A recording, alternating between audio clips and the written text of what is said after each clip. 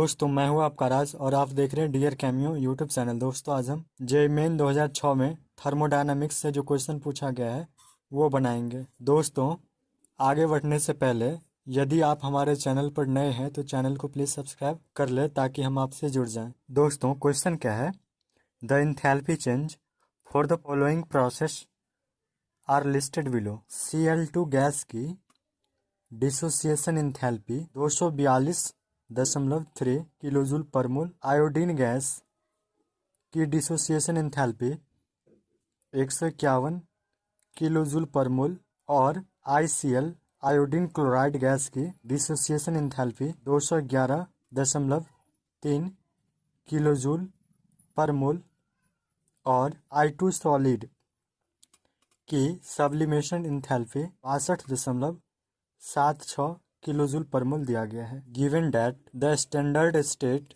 For iodine and chlorine are I2 solid and Cl2 gas, the standard enthalpy of formation for iodine chloride gas is, यानी enthalpy of formation ICl gas की निकालनी है। इस ICl gas की formation I2 और Cl2 से हो रही है, जहां I2 सॉलिड स्टेट में है और Cl2 गैसियस स्टेट में है। दोस्तों क्वेश्चन के अकॉर्डिंग ICl गैस की फॉर्मेशन I2 सॉलिड और Cl2 गैस से हो रही है। हमें इस फॉर्मेशन रिएक्शन की इंथैल्पी निकालनी है। ये जो प्रोडक्ट है, प्रोडक्ट में एक आयोडीन एटम और एक क्लोरीन एटम प्रेजेंट है, यानी प्रोडक्ट बनाने के लिए ICl गैस बनाने के लिए हमें एक आयोडीन एटम और एक क्लोरीन एटम चाहिए।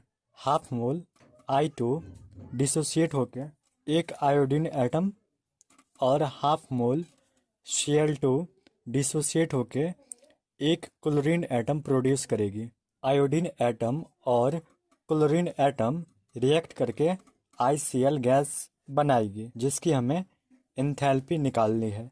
क्वेश्चन में Cl2 की डिसोसिएशन इंथैल्पी 242.3 किलोजूल पर मोल दिया गया है।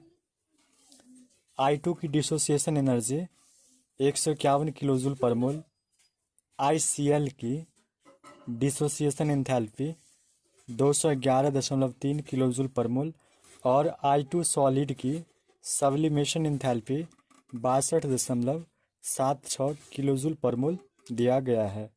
अभी अभी हमने देखा क्या, ICl की फॉर्मेशन के लिए हाफ मोल I2 और हाफ मोल Cl2 की डिसोसिएशन होनी चाहिए।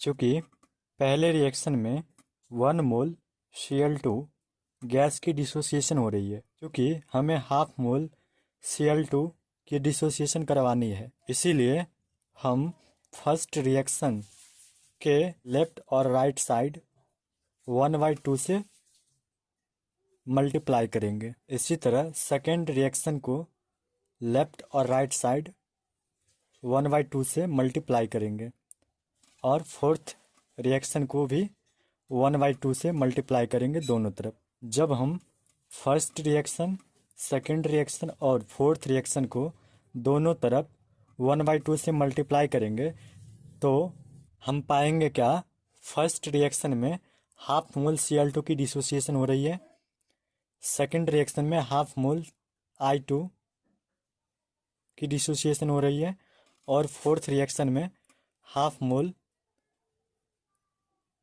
I2 की सब्लिमेशन हो रही है। क्योंकि हमें ICl गैस इसकी फॉर्मेशन करनी है, यानी ICl गैस को राइट साइड में होनी चाहिए as a product. ICl gas को राइट साइड में एज अ प्रोडक्ट लाने के लिए हमने थर्ड रिएक्शन को रिवर्स कर दिया। जब हम थर्ड रिएक्शन को रिवर्स करेंगे तो इसकी जो इंथैल्पी है, इसकी साइन चेंज हो जाएगी, तो ये होगी -211.3 किलोजूल पर मोल। दोस्तों ऊपर के बताए अनुसार हमने फर्स्ट रिएक्शन, सेकेंड रिएक्शन और फोर्थ रिएक्शन में दोनों साइड 1/2 से मल्टीप्लाई कर दिया और थर्ड रिएक्शन को रिवर्स कर दिया। दोस्तों रिएक्शन में 1/2 से मल्टीप्लाई करने के साथ साथ इनकी जो इंथैल्पी ऑफ डिसोसिएशन है उसमें भी 1/2 से मल्टीप्लाई किया।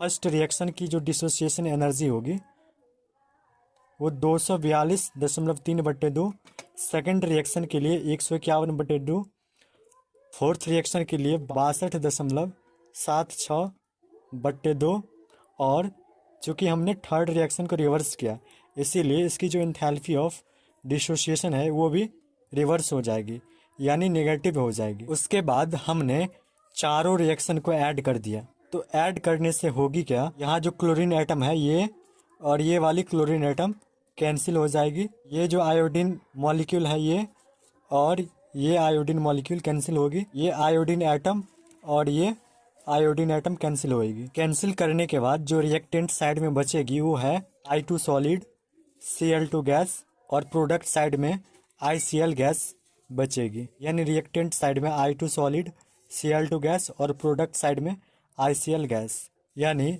जो नया रिएक्शन आई है उसमें I2 solid Cl2 gas react करके ICl गैस की फॉर्मेशन कर रही है। तो इस रिएक्शन की, नए रिएक्शन की जो इंथैल्पी होगी वही ICl गैस की फॉर्मेशन इंथैल्पी कही जाएगी। तो इस नए रिएक्शन की इंथैल्पी क्या होगी, जब हम इन चारों रिएक्शन के इंथैल्पी को ऐड करेंगे तो ऐड करने के बाद जो इंथैल्पी आएगी वही इस नए रिएक्शन की इंथैल्पी होगी और ICl गैस की फॉर्मेशन इंथैल्पी कही जाएगी।